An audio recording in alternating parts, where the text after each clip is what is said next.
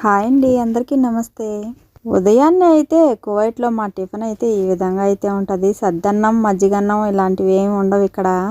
ఉన్నా కూడా తినబుద్ధి కాదు. తిన్నా కూడా మన ఇండియా టేస్ట్ అయితే అస్సలు రాదు. ఉదయాన్నే వస్తానే అయితే తినము, ఎందుకంటే నిద్ర లేచానే ఎవరికి తినబుద్ధి కాదు. నేనైతే ఉదయాన్నే వచ్చానే రాత్రి వండిన గిన్నెలన్నీ తోమేసి వంటకు కావాల్సిన కూరగాయలన్నీ కట్ చేసి తర్వాత వంటగదంతా కొంచెం శుభ్రం చేసేసి తర్వాత మా ఫ్రెండ్ని అయితే పిలిచాను, తిందాం రా అని. అప్పుడు కూర్చొని తింటాము ఒక 10-15 నిమిషాలు. మేమే కాదు, కువైట్లో ఎవరైనా కూడా ఉదయాన్నే టిఫిన్ అయితే ఎక్కువగా అయితే దొరుకుతుంది.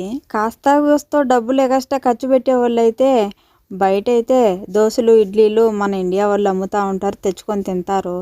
కువైట్ ఇళ్లలో పని చేసే వాళ్ళకి మాత్రం బ్రేక్ఫాస్ట్ అయితే ఇదే దొరుకుతుంది ఎక్కువగా. ఈ వీడియో నచ్చితే ప్లీజ్ లైక్ చేయండి, అలాగే ఎలా ఉందో కామెంట్ చేయండి. Don't forget to subscribe. Thank you for watching.